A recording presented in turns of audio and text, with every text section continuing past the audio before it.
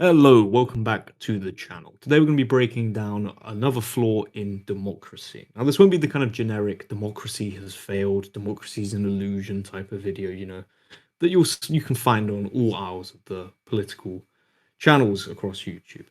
We're actually going to be more focusing. Sorry, let me do that again. Hello and welcome back to the channel.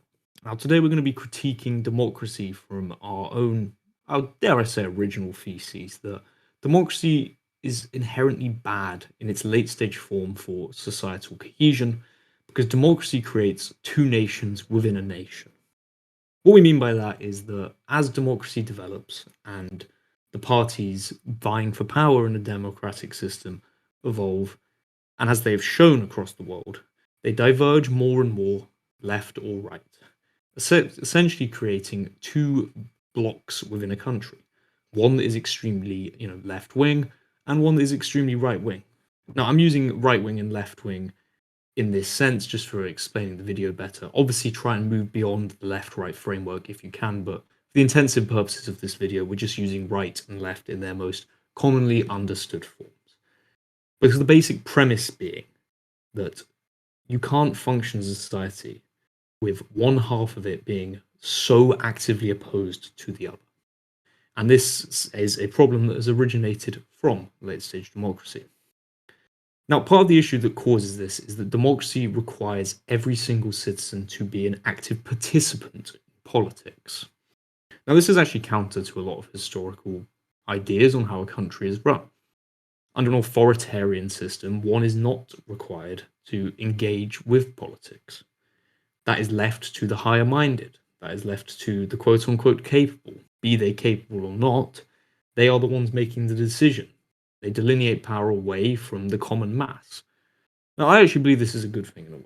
I personally don't want everyone engaged with politics. It means that policy is pandered towards people with lower IQs. It's pandered towards people that act purely on emotion and not logic. And also, the benefit of the authoritarian system is that if you are angry with the system, if you are disenfranchised, the blame only goes to one person at the top. If you lived in the Soviet Union, you don't blame your neighbors and your colleagues for the political ills of the country. The blame gets placed on, Brezhnev or Stalin, because they're the only ones making the decision. And ironically, this creates far better social cohesion, because you don't blame your neighbors for the mistakes of the country. You blame the leaders. Under democracy, this can't pan out. Under democracy, the ills of Trump, the ills of Brexit, or whatever ills you may have, are the result of half of the country. They are the result of your neighbors. And thus you grow to hate your neighbors. And think of this, if you are probably watching this channel, you will be on the right. You end up blaming immigration on one half of your country because they're the half that actually ends up supporting this policy going through.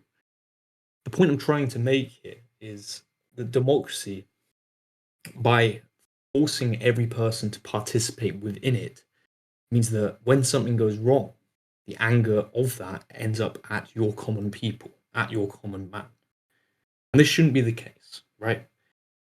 The average common person doesn't make good decisions, and thus we should have a far more kind of quote unquote benevolent leader leading the country. But that's kind of a topic for another day. Any thoughts so far, Muslim bro?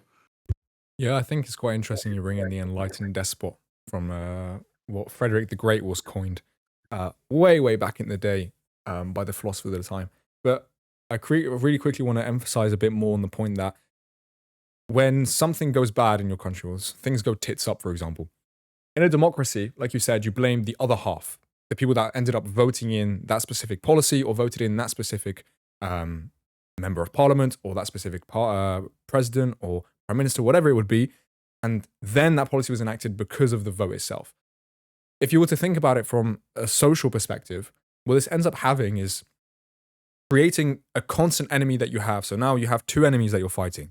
You have the, let's say, left-wing person, if you're on the right, who voted in this ridiculous policy to do with immigration.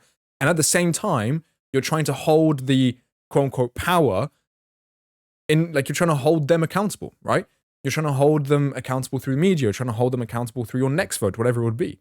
You can't really have what I'm trying to say is you can't really have an effective change, or you can't really have a cohesive way forward as the right wing person in this case, because not only are you trying to change who's in power, but you also then have to change the person's opinion who voted for the person who is currently in power in the first place. And so you're fighting two wars at the same time, basically. And going back to this point very quickly as well, is that what it ends up doing is dividing a line in the middle from this person votes left, this person votes right, for example, and the person will typically always vote left or always vote right, depending on what kind of demographic they're in. For example, young men are more likely to vote on the right. Okay? Women are more likely to vote on the left. Married men or married women are more likely to vote on the right. Richer members of society, more like, do you see what I'm saying? It's like it breaks down the demographics of a country into left and right. And instead of them being unified on different points, and I'm not trying to make a Marxist point here about class or anything like that, what I'm saying is that instead of them being unified on what's genuinely important, they end up being divided. And they get divided across loads of different lines. And it's not like everyone on the left agrees with each other. It's not like everyone on the right agrees with each other. But because they disagree fundamentally with each other, as the points we'll bring up now, and you can take charge of, Christian bro, is that society ends up in the detriment of this divide. So, yeah, anything you want to add before we move on to young Bob and his, his potential mate on the right? We'll crack on with this point, because the point beyond social cohesion is also the fact that this actually has even worse ramifications societally, right? If anyone, I'm sure anyone watching this will probably know of or have even themselves potentially lost friends over political disagreements, falling out with family majorly over political disagreements, right? These aren't things we want in society, and these are products of democracy. Under the Soviet Union, which I'm not trying to glamorize here, or under any authoritarian regime, you don't have these political fallings out, because ultimately it doesn't factor into your life because you're not asked to participate in politics. The big issue it actually has majorly, and which could be a potential ramification for particularly the West, is the effect it's going to have on dating and people's ability to find couples, right? If you look at any data, it will show that young men tend to skew right wing, women tend to skew left wing. It's most pronounced actually in South Korea, where you have the largest gap between conservative voting men and left-wing voting women, and incidentally the country with the lowest birth rate and the lowest amount of people being married and having couples is also South Korea. And the patterns are growing here in this country. Now you're still obviously going to have your kind of soy left-coded men, perhaps even doing it to gain the favor of women. But what you emerge is you have a society where you have men thinking entirely differently to women. This is just not good for birth rates, right? We put on the screen here, kind of jokingly, you've got two right wing, you've got two left wing looking women. You've got young Bob there on the left, right? Young Bob, his type of woman that he would get in a kind of non-democratic society might be that woman on the right, because neither of them are forced to actually care about the politics of the country. However, in the society we have now, poor young Bob ends up single. He can't pull the woman on the right because the woman on the right there disagrees with him so fundamentally, and thus you don't have to do the maths. You have less kids being made. You have a breakdown of societal cohesion, as you don't have couples getting together. The point is that democracy creates such a divide, particularly between women and men, because women and men vote for such different reasons. Men vote with their heads for logical reasons. Women vote with their hearts for emotional reasons. And thus they're naturally always going to vote on completely different grounds. And as differences grow between politics, the differences become more pronounced, and the disagreement becomes more vehement, essentially just blocking access between so many potential couples. Yeah, that's a great point, Christian, bro.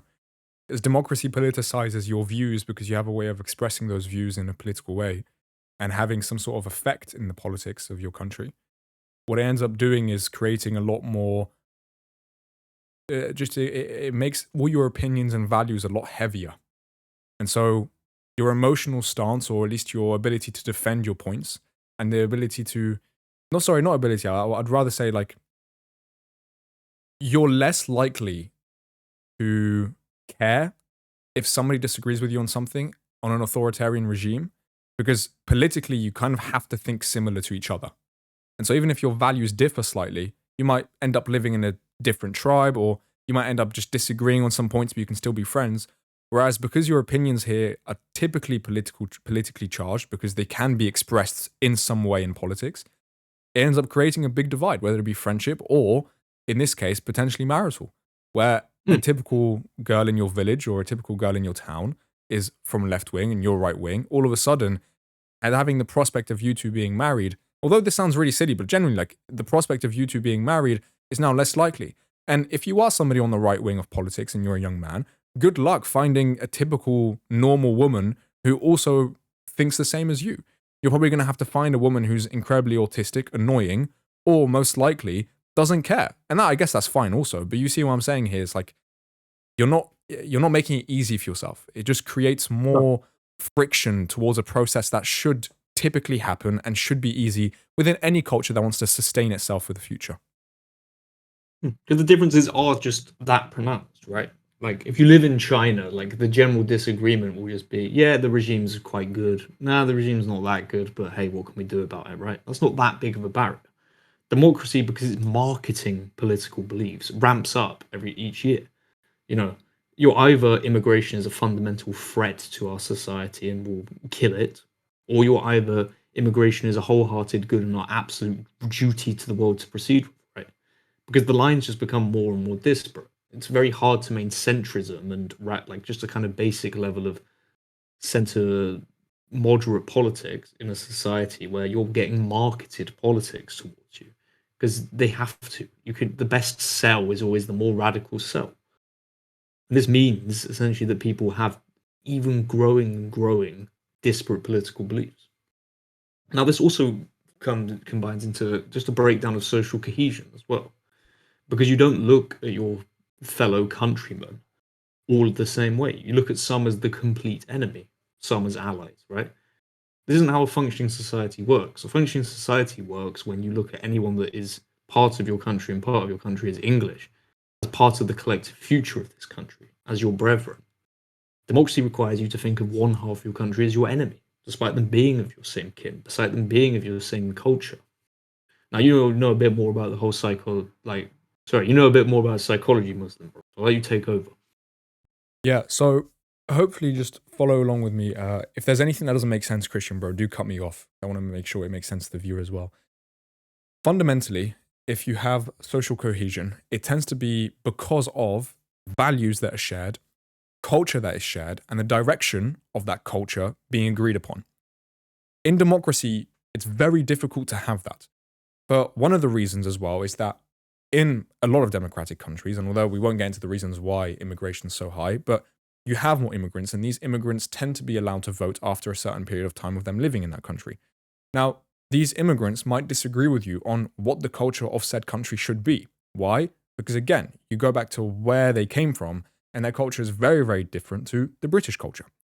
So, because they are able to express themselves politically and somewhat affect the direction of the culture, what ends up happening is that you get dissonance. And this dissonance starts off politically. Okay? There's a gap. There's like an inability to mix things together is what I'm trying to say. But then it ends up being psychological. Once you walk through Camden, right? Or once you go through Notting Hill Carney, you've experienced a different culture. But you haven't experienced a different culture in a different territory. You've experienced it in your own territory. And so now all of a sudden in your brain, right, within your territory, within quote unquote your tribe, if we were to go through like what's it called, evolutionary psychology terms, right? Within the tribal part of your brain, you're assuming that your tribe is now mixed. And so when you have somebody who argues for, I'm just going to use the word purification. Sorry if you don't like that word, YouTube, but the purification of your culture, you're like psychologically, it makes you uncomfortable because you've experienced one thing, but then the direction in which your husband or your people want to take it in is completely different. And so you end up being, let's just say, confused. And so what ends up happening, like Christian Bro really well explained, is that whoever markets their point of view best to you, you end up agreeing with that. And so if somebody is able to convince you that, no, Notting Hill Carney should not exist in the UK, what the heck is this? Why are we grinding on poles and grinding on 5 different women? Right? And why is it so freaking loud? If somebody convinces you that that's a valid take, then cool, you've kind of fixed the dissonance. But it doesn't stop the fact that you went through that confusing period. And when I say confusing period, by the way, this is something that can take decades to undo. And so what ends up happening, and this is the consequence I want to importantly get to, is that with a society that has an authoritarian regime, the regime tells you politically what is acceptable and unacceptable. And that ends up shaping what culturally is acceptable and unacceptable. Not just that, you can actually spend your time building up your communities and building up your culture that is already agreed upon in some way and enforced upon you, even coerced upon you by your leaders. But at least you don't have to have that dissonance. You don't have to have that discomfort, that confusion. And so you can effectively build a really good home. You can effectively build a healthy family dynamic. You can effectively build a community that trusts each other and that relies on each other in a very healthy way. You can have the traditional kind of community aspect. Because one more point, actually, and I won't go on too much of a tangent on this. The reason the nuclear family became so popular, and one of the reasons it was kind of pushed upon us as well, is that it's very easy to maintain social cohesion within a family, but quite difficult to do it within a community, within your village, within your neighborhood. Why? Primarily for the fact that your neighborhood might quickly and rapidly change. And so you can be told it's okay as long as your little family unit is okay and your little family unit is, let's say, white with 2 kids and a dog and a cat or whatever, you can be happy. When in reality, what you should be thinking about is, what does my neighborhood look like? What does my grander community look like? What does my country look like? And what is the direction of that culture being taken in? When you have democracy, it ends up being eroded slightly, which causes dissonance, which then causes the decisions made by that, the countrymen to be confused. And oftentimes they vote on the wrong thing simply because they experience something that they wouldn't have experienced in an authoritarian regime. Does that make sense, Christian, bro? Did I ramble too much? Or? No, very good stuff. No, very good stuff being said there. And it's interesting stuff to say. And I think we'll end the point of the video here of just acknowledging, of course, there is a level of irony for us kind of complaining about the idea of everyone being, having to be involved politically and then talking on a political channel, right? But I would genuinely willingly shut up forever if it meant just living in base dystopia and submitting to a leadership that was just cared about the people of the country and just actually cared about England as a civilization, right? I would shut up, okay? I'd get on with it. But we don't live in that place, so I give us the right to at least complain about the fact that people complain about politics. As ironic as that statement is. But yeah, kind of in summary, the issue we have fundamentally with democracy is democracy stops and breaks down social cohesion because it forces everyone to pick a side. And you're essentially dividing a country on underlines that grow far and more disparate as time goes on because the cell needs to become more radical. And especially as the country gets worse, the differences get more pronounced. And this only has negative effects on you as a person. It limits who you might marry one day, it limits who you can be friends with, and it makes you disorganized and not collectivized with your fellow people. Not the most green hope-pilling of videos, but I hope you enjoyed nonetheless. Bless you all. Thank you very much for watching, and me and Christian Bro will see you soon. Take care.